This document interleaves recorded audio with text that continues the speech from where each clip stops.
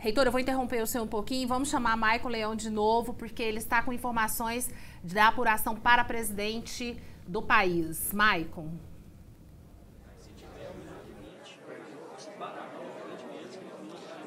Exatamente, Lira, a gente volta a falar aqui da Central de Apurações do TRE. A gente já tem dados que 53,49% das urnas de todo o Brasil já foram apuradas e o resultado aparece em primeiro lugar Jair Bolsonaro com 49,02% dos votos, seguido de Fernando Haddad com 26,09% dos votos. Em terceiro lugar está Ciro Gomes com 12,31% dos votos, seguido de Geraldo Alckmin com 4,84% dos votos. Nós continuamos acompanhando aqui. Aqui atrás tem um telão onde a todo momento segue a apuração. Neste momento acaba de aparecer os votos para presidente, eu acabei de falar, onde em primeiro lugar aparece Jair Bolsonaro com 48,94% dos votos, seguido de Fernando Haddad com 26,30% dos votos. Lira, assim que nós tivermos mais atualizações, eu volto a te chamar. A gente está aqui a todo momento, qualquer atualização, eu te chamo. Eu volto com você aí no estúdio. Ok, Marcos, estamos esperando. Reitor, o senhor estava colocando essa questão, né, a questão mesmo da ética na eleição, nesse processo eleitoral que a gente tem. O senhor acredita que como fica o caminho da democracia para o nosso país em relação a isso? Que a gente viu uma eleição quente, né? Um processo aí que pegou fogo e está pegando fogo até hoje. Eu vejo que a base, seja da economia, da política, da vida social, da educação, passam pelo suporte, pelo alicerce da ética. Se você não tiver ética, você gera uma crise econômica, porque você vai desestabilizando os humores e a confiabilidade da economia. Se você não tiver ética, você dilacera as relações da família, da sociedade, vai gerando uma desconfiança generalizada. Se você não tiver ética na ciência, você pode provocar tragédias na história da humanidade, e isso já foi recorrente. Afinal, as grandes guerras mundiais, o que foram, senão, conflitos entre nações, mas sempre com bases de estremecimento das relações e portanto, a consequência disso dizimou milhares de pessoas. Então, você tem isso contaminando como alicerce, de fato, a ética. E no campo da política, principalmente, a ética não pode ser uma antinomia, ela não pode contradizer, a política não pode ir como um espaço autônomo e indiferente à ética. Agora, as respostas das urnas também foram sobre isso, porque nós passamos os últimos anos com uma enxurrada de notícias, com operações policiais da Polícia Federal e uma devassa completa na política brasileira, em parte uma criminalização exagerada, mas por outro, de fato, a corrupção que correu solta. Mas não é só da política a corrupção.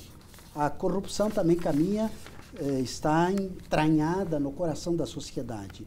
E ou nós saímos de corpo inteiro, sociedade e Estado, para um Estado ético, uma sociedade ética, ou nós nos dilaceramos entre nós e deixamos o futuro com grandes incertezas.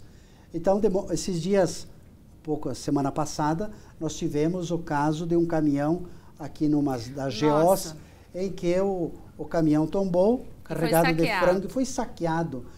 Gente, alguns diziam, se defendendo, mas vai perder a carga, mas era dele. Era dele a carga.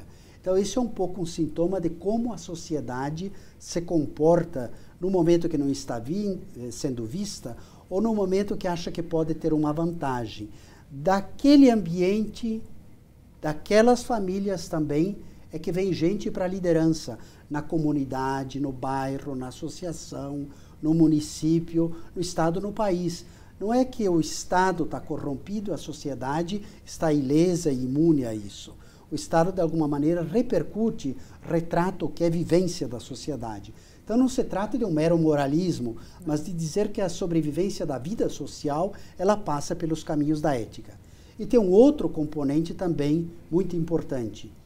A meu ver, essa foi uma das campanhas, claro que toda campanha, todo tempo eleitoral, ele é mais tenso, conflitivo, tem antinomias, tem divergências, tem contradições. Mas o que se observou em anos passados era que havia muitas divergências programáticas. Mas você tem uma visão, eu tenho a outra, e nós debatemos.